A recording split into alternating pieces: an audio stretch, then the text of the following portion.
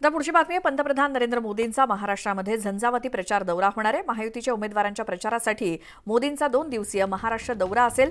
वर्धा, परभणी आणि नांदेडमध्ये पंतप्रधान मोदींच्या जाहीर सभा होणार आहेत। 19 एप्रिलला वर्ध्यामध्ये तर 20 एप्रिलला परभणी आणि नांदेडमध्ये पंतप्रधान जनतेशी संवाद साधणार आहेत।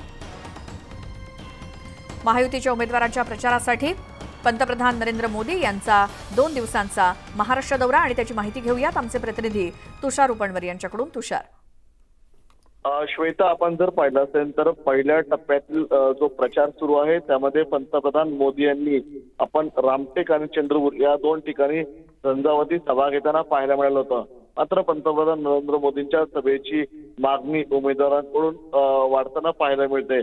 त्यामुळे आता पुन्हा एकदा 19 एप्रिलला वर्ध्यामध्ये तर 20 एप्रिलला परभणी येथे पंतप्रधान मोदी आपल्याला जनतेशी संवाद साधताना पाहायला मिळणार आहेत। 2014 आणि 2019 या 2 लोकसभेच्या तुलनेमध्ये 2024 मध्ये पंतप्रधान नरेंद्र मोदी यांच्या रेकॉर्ड ब्रेक आपल्याला सभा होताना पाहायला मिळणार आहेत, रोड शो होताना पाहायला मिळणार आहेत। जवळपास 200 पेक्षा जास्त सभा या लोकसभा निवडणुकीमध्ये पंतप्रधान मोदी घेणार आहेत।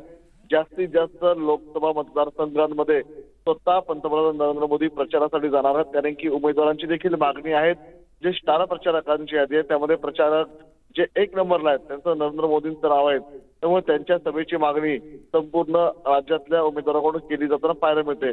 त्यामुळे 2-2 मतदारसंघ मिळून एक सभा करण्याचं नियोजन भाजपा प्रदेश कार्यालयाकडून स्वतः देवेंद्र फडणवीस यांच्याकडून करताना पाहायला मिळते। त्यामुळे आता पंतप्रधान मोदींच्या राज्यामध्ये पुन्हा एकदा 2 झंझावाती सभा 19 एप्रिलला वर्ध्यामध्ये तर 20 एप्रिलला परभणीमध्ये होताना पाहायला मिळणार आहेत। यापूर्वी देखील आपण पाहिलं असेल तर तुषार, धन्यवाद या सगळ्या माहितीसाठी।